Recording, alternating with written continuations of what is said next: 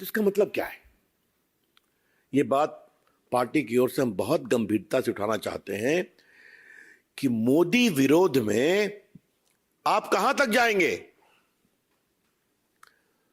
संसद के शिलान्यास में आप नहीं आएंगे, उसके उद्घाटन में आप नहीं आएंगे। मोदी जी की अंतर्राष्ट्रीय लोकप्रियता बढ़ी है, उस पर भी टीका करेंगे। आप कोरोना काल में भारत के लोगों के द्वारा, भारत के सेवा कर्मियों के द्वारा जो इतना बड़ा काम हुआ, डॉक्टर, एम्बुलेंस चलाने वाले और बाकी कंपाउंडर्स, नर्सेज, मोदी जी ने उनको सिर्फ एक रास्ता दिखाया, काम तो उन्होंने किया ना।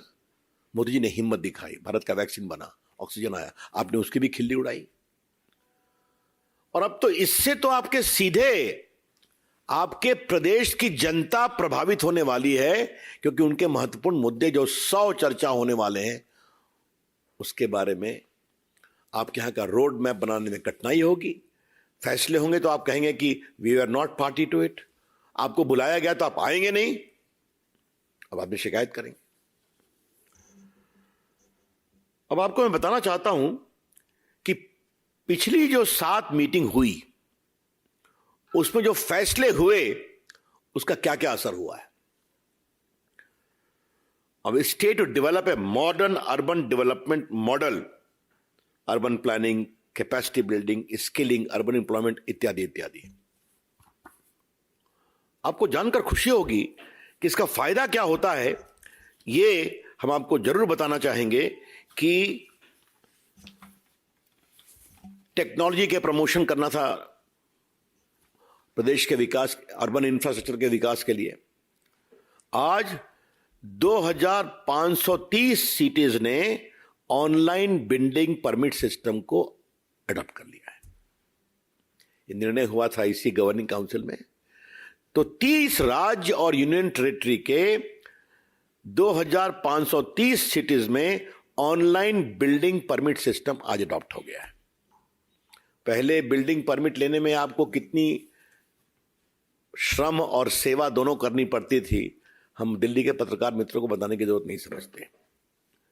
आज 10 स्टेट में ट्रांजिट ओरिएंटेड डेवलपमेंट पॉलिसी आ गई है, अर्बन डिजिटल मिशन आ गया है।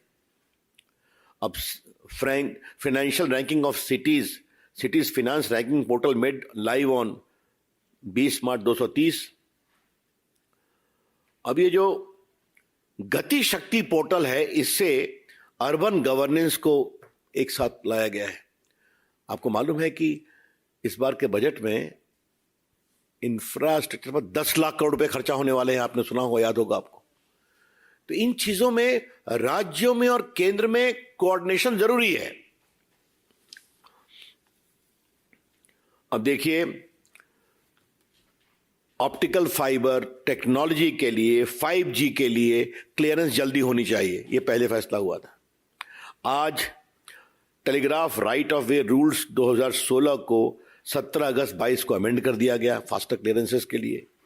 गति शक्ति संचार पोर्टल लॉन्च कर दिया गया, जहां राइट ऑफ वे आप जानते हैं कि अगर कोई आपका कम्युनिकेशन का इंस्टॉलेशन होने वाला है तो उसके लिए राइट ऑफ वे प्रायोरिटी में मिलना चाहिए, वरना हर जगह परेशानियां होंगी, कई जगह क्लियरेंस लेना पड़ेगा।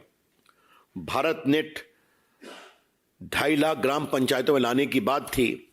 आपको जानकर खुशी होगी कि मार्च 23 तक 6.2 लाख किलोमीटर ऑप्टिकल फाइबर 1,96,000 ग्राम पंचायत में ले हो गया है। 2.5 लाख करना है, लगभग 2 लाख हो गया। और 1.85 lakh GPs are service ready on OFC। बाकी 4,702 सैटेलाइट मीडिया पर जुड़ गए हैं। तो जब फैसले होते हैं और नीचे इंप्लीमेंट होते हैं तो फायदा क्या होता है, ये हम बताना चाह रहे हैं। और फिर प्राइवेट एंटिटी जो रेगुलर लाइसेंसिंग नहीं है, उनको भी रजिस्ट्रेशन के लिए अवसर दिया गया चर्चा करके, और उनमें भी लगभग 1386 रजिस्ट्रेशन हो गया है। अब ये जो रैंकिंग होती है, नेशनल इंस्टीट्यूट रैंकिंग फ्रेमवर्क, कि आपके यहां संस्था कैसा काम कर रही हायर एजुकेशन में, ये फैसला हुआ था।